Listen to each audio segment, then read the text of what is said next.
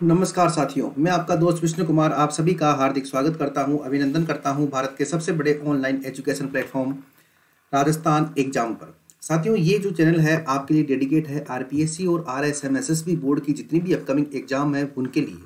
और साथियों, इसके साथ ही जो ये चैनल है ये आपकी history, polity, geography, economics, IR, Hindi, English, math सभी का कंप्लीट आपको तैयारी करवाने के लिए डेडिकेट है। इसी क्रम में मैं विष्णु कुमार जांगेट आपके साथ जुड़ा हुआ हूँ। किस लिए? राजस्थान ज्योग्राफी, इंडियन ज्योग्राफी और वर्ल्ड ज्योग्राफी के लिए। राजस्थान, इंडियन और वर्ल्ड ज्योग्राफी के लिए फिलहाल हमारा जो वर्ल्ड ज्योग्राफी वाला टूर है वो चल रहा है। अनअकैडमी के प्लस कोर्स लेने के बहुत से फायदे हैं मेरे प्यारे मित्रों। क्या फायदे हैं? आप जो है लाइव स्ट्रक्चर कोर्सेज ले सकते हैं सभी एजुकेटर के द्वारा। जो भी एजुकेटर पढ़ा रहे हैं उनका कोर्स देख सकते हैं। आपको कंप्लीट तैयारी करवाई जाएगी। अनलिमिटेड लाइव एक्सेस ले सकते हैं। आप अपनी कैपेसिटी की जांच कर सकते हैं। डाउट क्लियरिंग सेशन में भाग ले सकते हैं।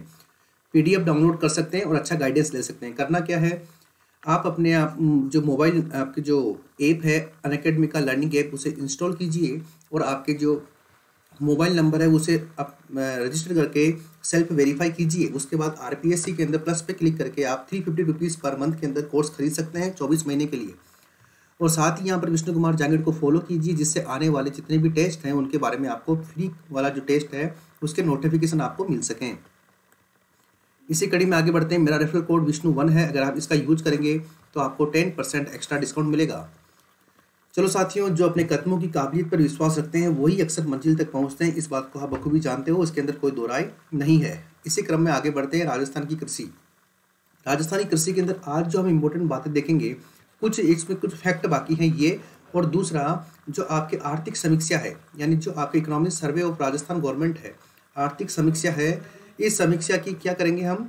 इस समीक्षा के अंदर जितनी भी आपके एग्रीकल्चर रिलेटेड पॉलिसीज है, यानी जो योजनाएं हैं, इनके बारे में हम डिस्कशन करेंगे साथियों, क्योंकि ये एग्जाम पॉइंट ऑफ व्यू से बहुत ज़्यादा महत्वपूर्ण है। आइए एक बार ब्रीफ में वापस इसको देख लेते हैं।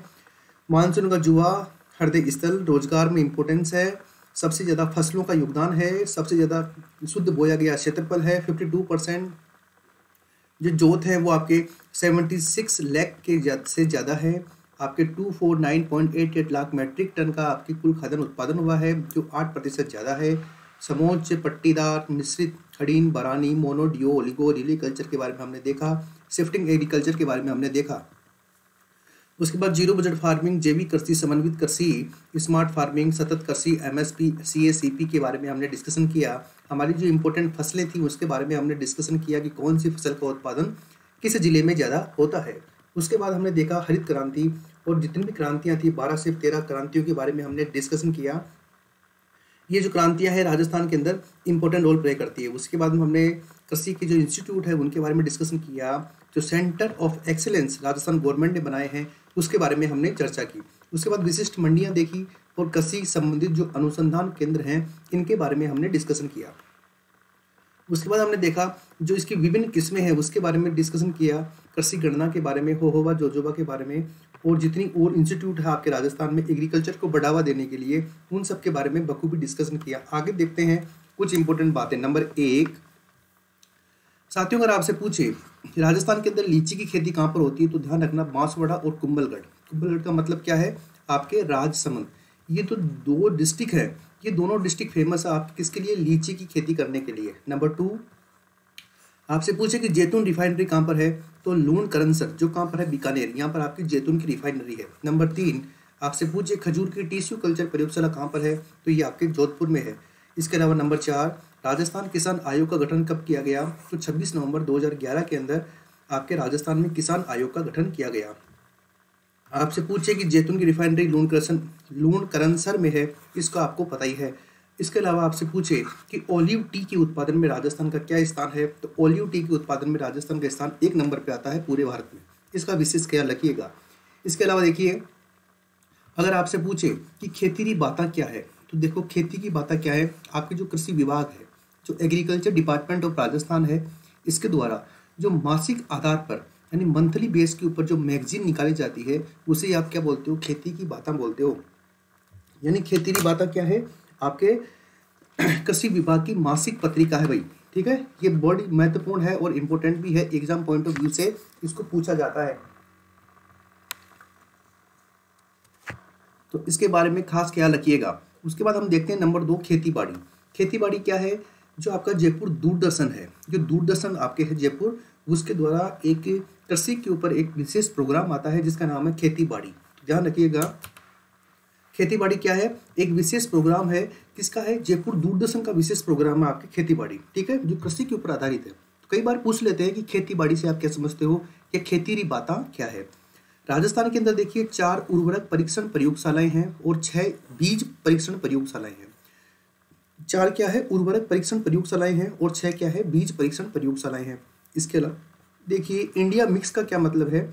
गेहूं, मक्का और सोयाबीन, इन तीनों का जो मिक्स आटा होता है उसे क्या बोलते हैं? आप इंडिया मिक्स बोलते हैं। अगर आपसे पूछे कि वाटर मैनेजमेंट पार्क कहाँ पर है, तो पदमपुरा कृषि फार्म, जो कि आपके कहाँ पर है? जयपुर में है। ये वाटर मैनेजमेंट पार्क यहाँ पर बनाया गया है। ऑर्गेनिक खेती का क्या मतलब है? जो कि जैविक कृषि होती है। जैविक कृषि के बारे में मैंने आपको बताया कि जैविक कृषि के अंदर पूरे भारत का स्थान पूरे विश्व के अंदर 9वां है। दूसरी बात हमने बात करी कि सिक्किम को राजस्थान भारत का पहला जैविक एग्रीकल्चर के लिए स्टेट बनाया गया है। राजस्थान की बात करें तो राजस्थान के अंदर डूंगरपुर को जैविक जिला बनाया गया है। अगर जैविक गांव की बात करें तो 2 गांव, एक का नाम है दाजिया या दजिया गांव। दजिया गांव कहाँ पर है? आपके जयपुर में है। इसे आपको जैविक कृषि के लिए गांव डिसाइड किया गया है।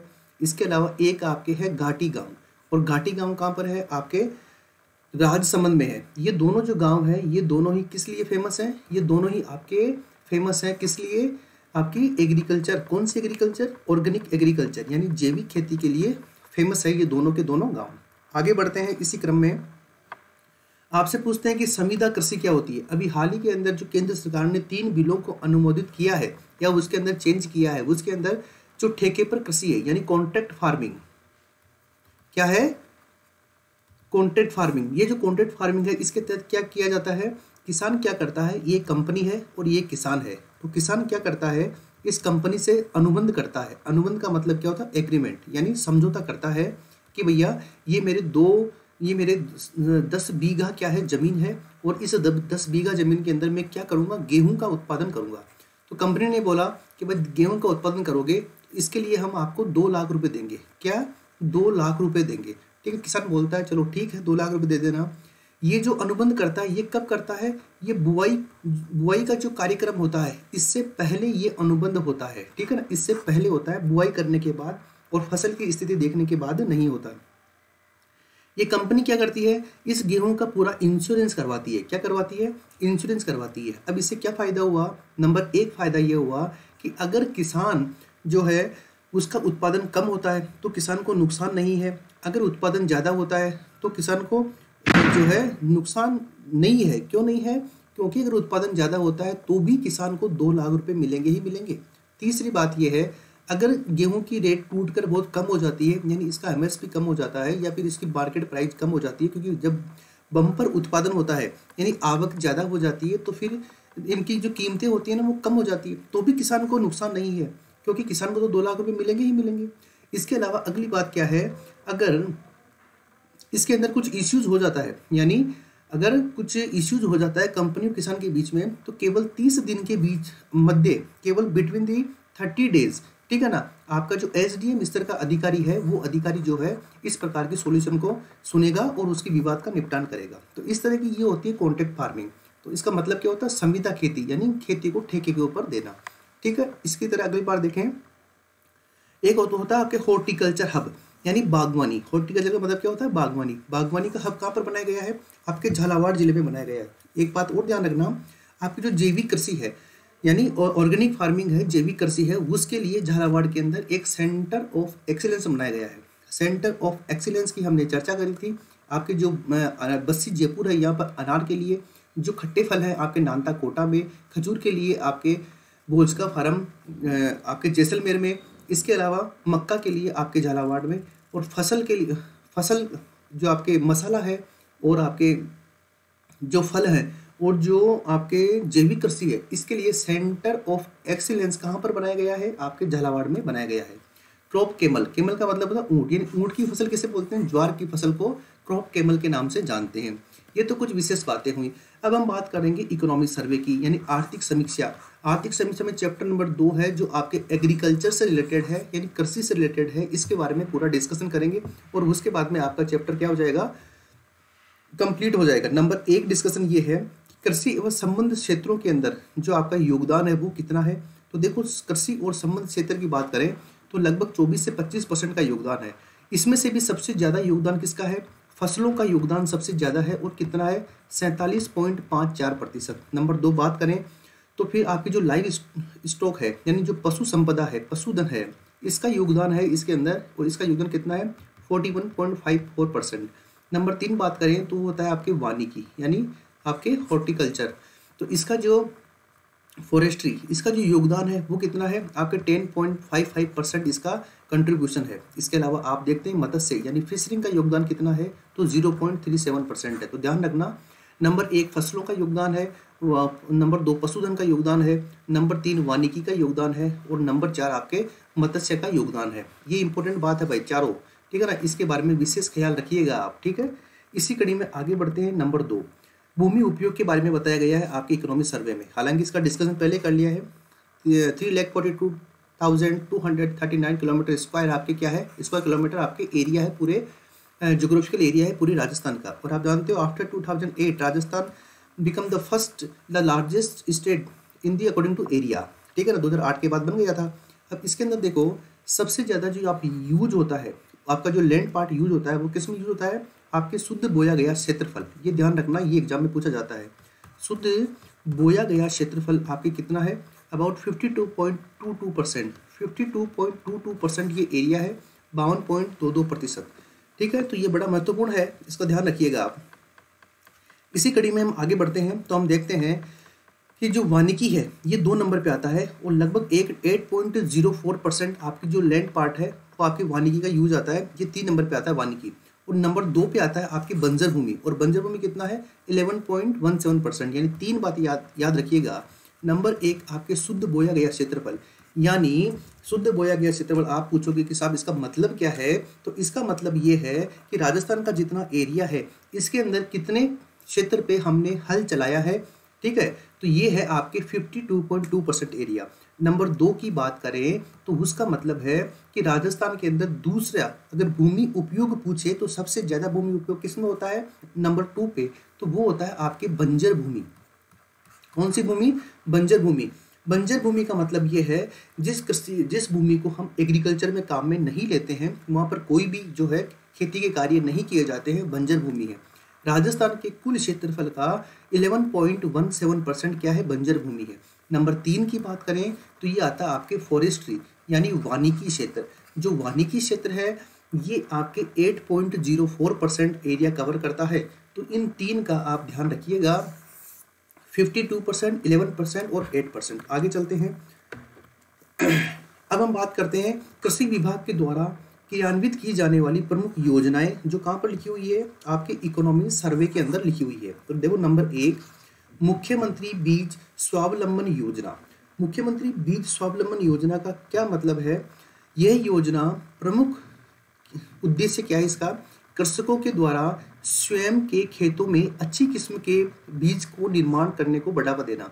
यानी आप जानते हो जब हमारे हरित क्रांति लागू हुई थी उसके बाद में हमने हाइब्रिड बीज का प्रयोग करना शुरू कर दिया था। अब इसकी वजह से क्या हुए, हमारे जो परंपरागत बीज है वो विलुप्त होने लग गए। तो जब उनको बचाने के लिए हमने क्या किया, मुख्यमंत्री बीज स्वावलंबन योजना की शुरुआत करी। इसमें क्या है कि किसान स्वयं ही अपने बीज तैयार करेगा। अब देखो क्या इंपॉर्टेंट बात है, शुरुआत के अंदर ये राजस्थान के 3 कृषि जलवायु खंडों के अंदर लागू की गई थी। कितने खंडों में, 3 कृषि जलवायु खंडों में। कहाँ कहाँ पर, नंबर 1 कोटा, नंबर 2 भीलवाड़ा और नंबर 3 उदयपुर। यहाँ पर ये लागू की गई थी, कोटा, भीलवाड़ा और उदयपुर में। पहली बात ये। दूसरी बात देखिए 2018-19 में इसका विस्तार कर दिया और इसका जो रिजल्ट था वो बढ़िया आया और इसका विस्तार करके राजस्थान के 10 कृषि जलवायु खंडों के अंदर इसको लागू कर दिया। तो देखो पहला कोटा, दूसरा भीलवाड़ा और तीसरा उदयपुर। इन तीनों का नाम आप याद रखिएगा, कोटा, नंबर 2 आपके है भीलवाड़ा और नंबर 3 है आपके उदयपुर। इन तीनों के अंदर जो है पहले चरण के अंदर लागू किया गया। उसके बाद में 2018-19 में पूरे कंप्लीट आपके जो है जिलों के अंदर इसको लागू कर दिया। उसके बाद हम बात करें, ये योजना जो आपके गेहूं, जौ, चना, ज्वार, सोयाबीन, मूंग, मोठ, मूंगफली और उड़द आदि की 10 वर्ष तक की पुरानी किस्मों का जो बीज है उसके उत्पादन को शामिल किया गया है इसके अंदर।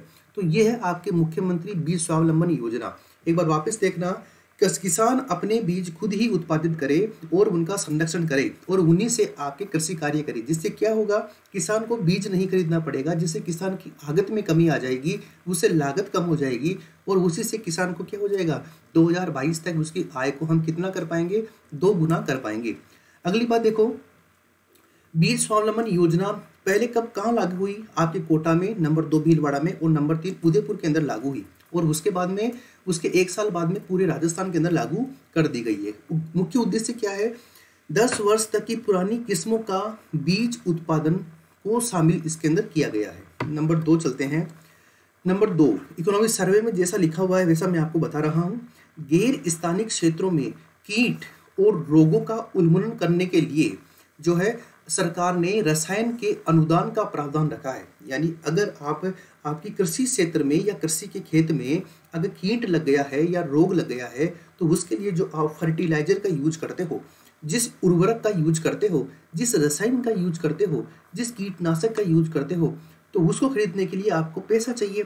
अब पैसा जो है किसान के पास वैसे ही कम है, तो सरकार उसके लिए क्या देती है, आपको रियायत देती है, आपको अनुदान देती है, आपको सब्सिडी देती है कि साहब ये सब्सिडी मेरी तरफ से है, आप जो है इस रसायन को लेके जाइए और आप खेत के अंदर छिड़काव करके अपने उत्पादन और उत्पादकता दोनों को बढ़ाइए। आगे बढ़ते हैं। नंबर 3, कृषि के अंदर विशेष फोकस है राजस्थान का, किसके लिए, महिला प्रशिक्षण के लिए, क्योंकि राजस्थान सरकार ये जानती है कि एक खेत के अंदर खेत का मालिक उसमें बुआई करता है, उसके बाद में जितने भी काम होते हैं उनके अंदर महिलाओं की भूमिका होती है। हालांकि महिलाओं की आय को हम जीडीपी के अंदर शामिल नहीं करते हैं, करना चाहिए वैसे, लेकिन नहीं करते हैं, ये बड़ा इशू है। तो महिला प्रशिक्षण जो है इस योजना के अंतर्गत ग्राम पंचायत स्तर पर महिला कृषकों को 1 दिन का, कितने दिन का, 1 दिवस का, नंबर 1 बात यह है इसमें, 1 दिवस का क्या देंगे, प्रशिक्षण देंगे। कहाँ पर देंगे, ग्राम पंचायत स्तर पर देंगे। यानी आपके जो ग्राम पंचायत है उस स्तर पर जो महिला किसान है उसको 1 दिन की ट्रेनिंग देंगे और उस ट्रेनिंग में क्या करेंगे, महिला किसानों को उन्नत कृषि तकनीक की जानकारी दी जाएगी ताकि वे कृषकों को तकनीकी ज्ञान स्थानांतरित कर सके। यानी मान लो कोई महिला किसान है, उसको बताया कि आप इस तरह जो है आपके एग्रीकल्चर को इस टेक्नोलॉजी के माध्यम से बढ़ा सकते हो, वह घर पे जाएगी और बताएगी कि साहब ऐसी ऐसी बात है, ऐसा ट्रेनिंग में मिला है। तो किसान के दिमाग में आएगा स्मार्ट फार्मिंग। क्या आएगा, स्मार्ट फार्मिंग, जो हमने पहले ही देखा है। स्मार्ट फार्मिंग, किसान जो है अपने घर से 2 किलोमीटर दूर खेत है उसका, खेत के अंदर वो सेट करके आ गया मोबाइल के माध्यम से, इंटरनेट कनेक्टिविटी के माध्यम से कि 8 बजे जो है फव्वारा सिस्टम शुरू हो जाएगा। अब जैसे ही खेत में यहाँ पे 8 बजे, किसान ने 8 बजते ही मोबाइल से ऑन कर दिया फव्वारा सिस्टम।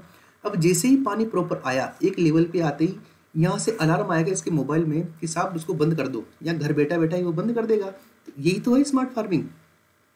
तो कृषि के अंदर जो है कृषि तकनीक की जानकारी दी जाती है। अब देखो इसका इंपोर्टेंट क्या है, 30 महिला किसानों के प्रशिक्षण के लिए जो सहायता राशि है वो 3,000 रुपये रखी, जो आपकी कितनी रखी गई है, ये राज्य योजना से देने का प्रावधान है। यानी राजस्थान जो सरकार है ये इसके लिए आपको इतना रुपये का पेमेंट करेगी। ये है महिला प्रशिक्षण। इसके अलावा देखो राजस्थान ये जानता है कि छात्राओं को अगर एग्रीकल्चर साइंटिस्ट बनाया जाए या एग्रीकल्चर के अंदर ये शिक्षा दी जाए तो ये बेस्ट काम कर पाएगी। देखो लड़कियों को औपचारिक रूप से कृषि का अध्ययन कराने के लिए प्रोत्साहन करने के लिए सरकार क्या कर रही है, आपके उच्च माध्यमिक यानी 12th स्तर पर, स्नातक यानी BA स्तर पर, स्नातकोत्तर यानी आपके जो PG होता है उस स्तर पर और PhD के स्तर पर प्रत्येक छात्रा को सरकार क्या करती है, सहायता देती है। अगर 12th के अंदर एग्रीकल्चर सब्जेक्ट होता है तो 5,000 रुपये की सहायता दी जाती है। अगर आपके BA के अंदर एग्रीकल्चर सब्जेक्ट होता है तो आपको 12,000 रुपये की सहायता दी जाती है प्रति वर्ष प्रति छात्रा। अगर आपके PG में और PhD के अंदर एग्रीकल्चर सब्जेक्ट है तो आपको 15,000 रुपये प्रति वर्ष की क्या दी जाती है, सहायता दी जाती है। ये इंपॉर्टेंट बात है राजस्थान गवर्नमेंट की, जो राजस्थान गवर्नमेंट कर रही है इस समय, इसलिए आपको इस बात को ध्यान रखना है। आगे बढ़ते हैं साथियों। एक है देखकर विश्वास करें, ठीक है ना। आओ घर से सीखें, अभी पिछले 2 दिन से अखबारों में चल रहा है। राजस्थान सरकार के एजुकेशन डिपार्टमेंट बीकानेर से एक योजना का प्रारंभ किया गया है, आओ घर से सीखें, जिसके अंदर घर पे ही बच्चे को डेस्क वर्क उपलब्ध कराई जाएगी, जिसके अंदर बच्चा काम करेगा, उसके बाद में जो गुरुजी हैं उसको ऑनलाइन चेक करेंगे। ऐसे ही कृषि, जैसे मान लो 2 किसान है, एक किसान की बढ़िया फसल हुई है तो वो किसान क्या करता है, प्रदर्शनी के अंदर जाता है और अपनी जो उपज है उसको बताता है। तो लोग देखते हैं कि हाँ, इतनी अच्छी मूली भी हो सकती है, इतना अच्छा रिजका भी हो सकता है, इतना बेहतर गन्ना हो सकता है, इतना बेहतर टिंडा हो सकता है, तो फिर मैं क्यों नहीं उगा सकता। तो वही है, देखकर विश्वास करें। यानी प्रदर्शनी लगी, एक किसान आया और अपना जो भी प्रोडक्ट है उसको शो किया, दूसरा किसान देखा यार इतना अच्छा हो सकता तो मैं भी कर सकता हूँ। तो इसीलिए आपके जो है कृषि प्रदर्शनी लगाई जाती है, ठीक है। और इसका मुख्य उद्देश्य क्या होता है, जो नई कृषि का तकनीक होता है उसका एक दूसरे के बीच में ज्ञान का आदान प्रदान हो और हर किसान उस तकनीक का इस्तेमाल करने की सोचे। आगे बढ़ते हैं। बीज मिनी किट, राजस्थान के अंदर क्या है, अगर जो छोटे किसान हैं उनको अच्छी जो फसल है उसकी किस्मों को बढ़ावा देने के लिए बीज मिनी किट किसानों को टोकन राशि पर उपलब्ध कराए जा रहे हैं। एक न्यूनतम टोकन राशि होती है, उसी के आधार पर वो जो है बीजों को उपलब्ध करवाए जा रहे हैं।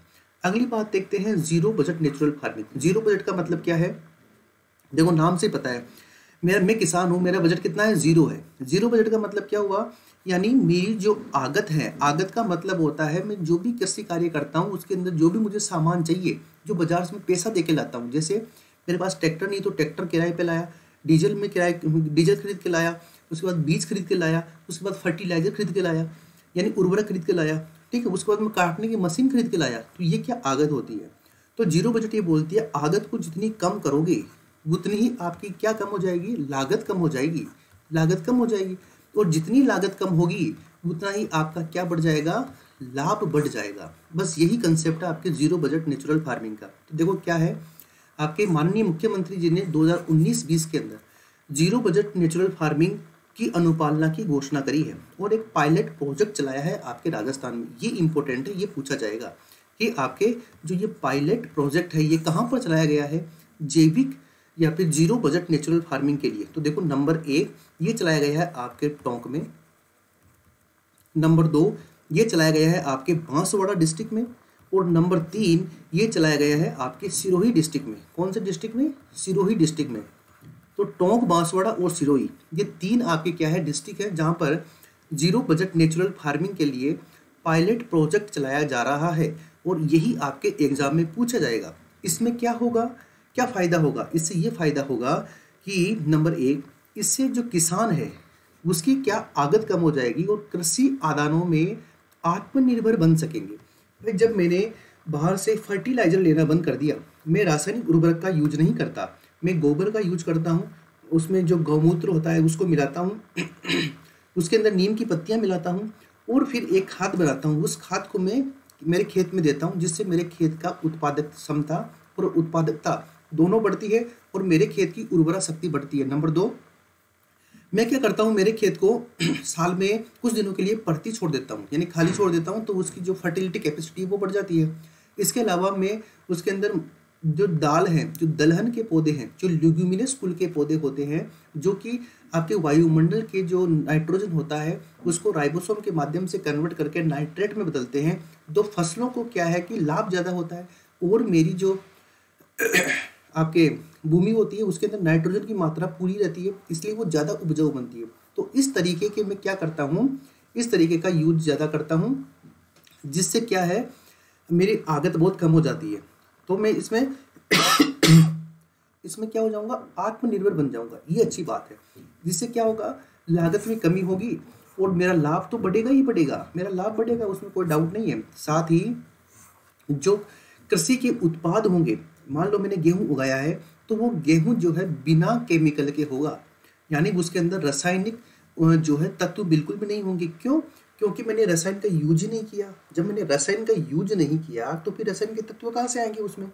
तो इससे क्या होगा, एक तो किसान उसको फायदा होगा, एक व्यापारी उसको फायदा होगा, और एक जो उपभोक्ता है उसको ये फायदा होगा कि किसान की लागत कम हुई है, इसलिए किसान कम भाव में बेचेगा, ठीक है, उतना ज़्यादा भाव नहीं लगाएगा, तो उसको अपना जो प्रॉफिट है वो निकालने के बाद भी उसकी लागत कम रहेगी, क्योंकि उसकी आगत कम थी। दूसरा, जो उपभोक्ता खरीद रहा है उसको भी कम पैसे देने पड़ेंगे। तीसरा, उपभोक्ता का जो स्वास्थ्य है वो बिल्कुल सही रहेगा, क्योंकि वो रसायन मुक्त जब अनाज खाएगा तो वो बिल्कुल हेल्थफुल रहेगा, बिल्कुल हष्ट-पुष्ट रहेगा, यानी उसकी कोई बीमारी नहीं होगी। तो स्वास्थ्य के ऊपर हम खर्चा कम करेंगे फिर। और ऐसे ही जो किसान फर्टिलाइजर का यूज नहीं करता है, केमिकल फर्टिलाइजर का, तो उसके क्या कैंसर होने की संभावना नहीं रहती। आप जानते हो हमारे हरियाणा पंजाब के किसानों को कैंसर की प्रॉब्लम ज़्यादा है। क्यों? क्योंकि वहाँ के लोग जो है आपके केमिकल फर्टिलाइजर का यूज ज़्यादा करते हैं। तो जब लगातार उसके संपर्क में रहते हैं तो फिर क्या होता है, शरीर जो है नेगेटिवली इम्पेक्ट करना शुरू कर देता है। और यही दिक्कत है कि हमने अब क्या अपनाया, जीरो बजट नेचुरल फार्मिंग अपनाई। एक दिन हमने हरित कृषि की बात करी थी, हरित क्रांति की बात करी थी, ग्रीन रेवोल्यूशन की। तब हमने ये देखा था कि हमने हरित क्रांति के माध्यम से जो है बहुत बड़ी उपलब्धि हासिल करी है। 15 साल के अंदर हम खाद्यान्न के अंदर आत्मनिर्भर बने हैं। लेकिन जब हमने पीछे मुड़ के देखा तो हमने देखा कि बहुत सारी गलतियाँ जो है हम ग्रीन रेवोल्यूशन के साथ में लेके चल रहे थे, जिनका नेगेटिव इम्पैक्ट आया है हमारे पे। ठीक है, तो उसी को कम करने के लिए या उसी को समाप्त करने के लिए हमने जैविक कृषि, zero budget natural farming, smart कृषि, सतत कृषि, इन सब के ऊपर हमने जोर दिया है भाई। ठीक है, तो आज ये कुछ हमने योजनाएं देखी है इकोनॉमिक सर्वे की। जल्दी ही इसको अगली क्लास में पूरा कंप्लीट कर लेंगे और फिर आपके नया टॉपिक स्टार्ट करेंगे। तब तक के लिए नमस्कार, अपना ध्यान रखिएगा, बिना मास्क के बाहर नहीं निकलिएगा। ठीक है, क्योंकि राजस्थान पुलिस ने एक 30 दिन का अभियान चलाया है।